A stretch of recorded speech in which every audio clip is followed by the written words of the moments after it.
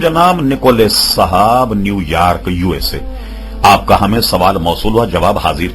आपने पूछा क्या यह बात दुरुस्त है कि मिर्जा गुलाम कादिर बेग मिर्जा गुलाम अहमद कादियानी के बड़े भाई थे? बड़ा अच्छा सवाल आपने किया।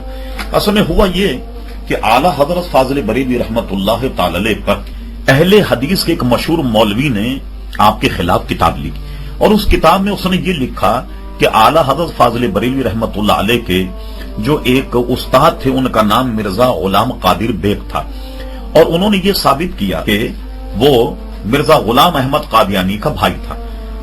मोहतरम, आपके जहन में ये बात रहे कि आला हजरत फाजिल बरेलवी के जो उस्ताद थे मिर्जा गुलाम कादिर बेग, ये बरेली के रहने वाले थे और रिटायर मास्टर थे और चूंकि मुदर्रिस भी थे तो इब्तिदाई किताबें आला हजरत फाजिल बरेलवी ने इनसे पढ़ी, जो हिंदुस्तान यूपी के रहने वाले थे और बरेली में रहते थे और बल्कि पूरा खानदान उनका बरेली में बसा हुआ था। और आपको सुन के ये हैरत होगी, जब ये मसला सामने आया और हमें पता लगा कि मिर्जा गुलाम कादिर बेग के औलाद जो है वो हिजरत करके पाकिस्तान आ गई, तो हमने उनका भी पता लगाया तो वो लांडी में हनफिया आलमगीर मस्जिद है, लांडी नंबर 4, उनके ट्रस्ट में भी उनके गालिबन पोते या पड़ पोते अब भी मौजूद हैं जिनका नाम मिर्जा नाजिर बेग है। ये कहना कि वो मिर्जा गुलाम अहमद कादियानी के भाई थे, ये गलत। अलबत्ता मिर्जा गुलाम अहमद कादियानी के भी एक भाई का नाम कादिर बेग था और वो जाहिर है कि कादियान का रहने वाला था, जो गुरदासपुर का एक शहर, और ये खालिसतन बरेली यूपी के रहने वाले थे और वो गुरदासपुर यानी जो मशरकी पंजाब है वहां का रहने वाला था। लेकिन लोगों ने नाम की मुमासिलत से आला हजरत फाजिल बरेलवी रहमतुल्लाह ताला अलैह की जानिब मंसूब करके ये कहा कि मिर्जा गुलाम अहमद कादियानी के आला हजरत जो हैं उसके बड़े भाई के उस्ताद थे। ये बात गलत है।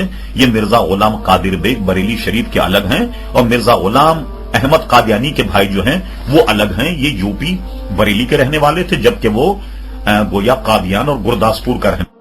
जी पूछिए। क्या आला हजरत और अशरफ अली थानवी एक ही उस्ताद के शागिर्द हैं और क्या उन्होंने एक ही मदरसे से तालीम हासिल करी? बिल्कुल सही बताया आपने। किसी शख्स ने कहा ना, झूठ बोलने के लिए तरीके की जरूरत होती, तो जो लोग आला हजरत फाजिल बरेलवी और अशरफ अली थानवी को एक मदरसे में पढ़ाते हैं और कहते हैं कि ये दोनों देवबंद में पढ़ते रहे और देवबंद मदरसे में पढ़ने के बाद जो हलवे और पराठे पे इनका कोई इख्तलाफ हो गया तो उन्होंने अपना मदरसा देवबंद बना लिया और आला हजरत बरेली आ गए और यहां आने के बाद इन्होंने अपना मदरसा जो है वो अलग बना लिया। अब सुनिए, आला हजरत फाजिल बरेलवी की पैदाइश है 1272, सने ईस्वी के एतबार से है 1856।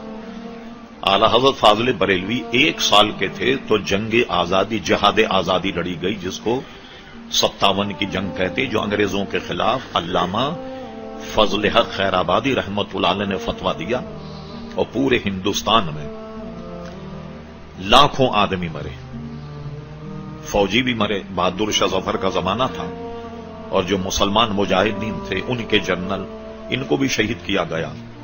यानी अगर आप सुकूते दिल्ली का नक्शा मुलाहजा फरमाएं तो पूरे दिल्ली में लाशें ऐसी पड़ी थीं कि कुत्ते उनके पेट में से आंतें निकाल करके खा रहे थे। पूरी दिल्ली का मसला ये था, समझे?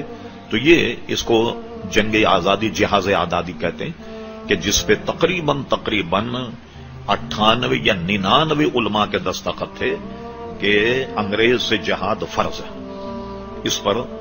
और इसके सरकर्दा जो थे वो अल्लामा फजल खैराबादी रहमतुल्लाह ताला थे, जिनको जज़ायर अंडमान भेज दिया गया।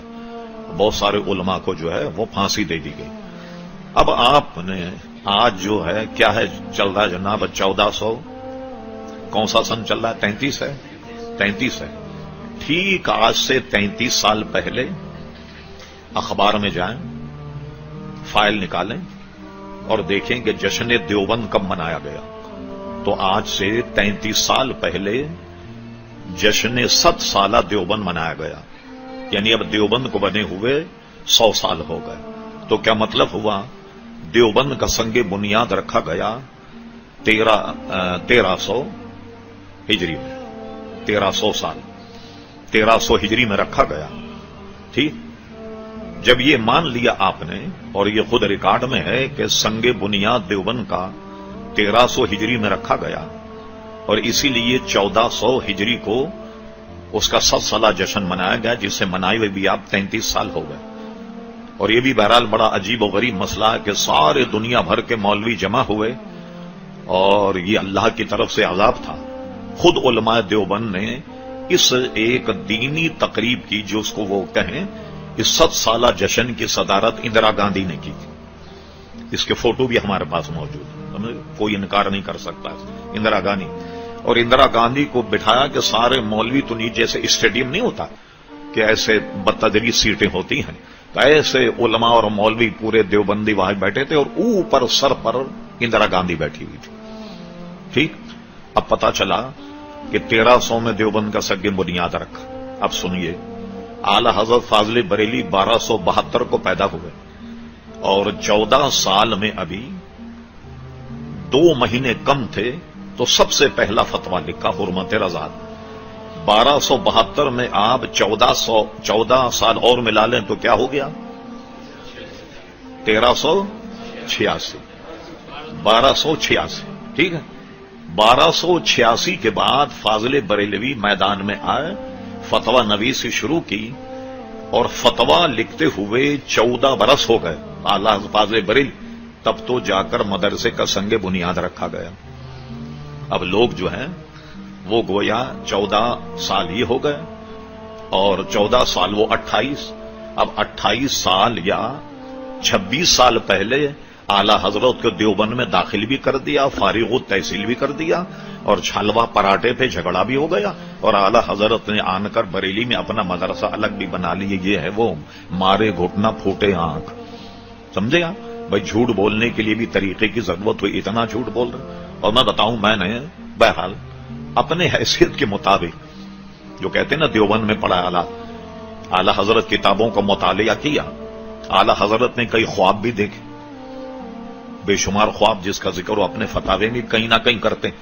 میری نظر سے کہیں نہیں گزرا کہ اعلیٰ حضرت نے دیوبند کبھی خواب میں بھی دیکھا، اور لوگوں نے وہاں پڑھوا دیا اعلیٰ حضرت کو لے جا کر کے کہ وہ تو وہاں کے فارغ التحصیل ہیں وغیرہ وغیرہ۔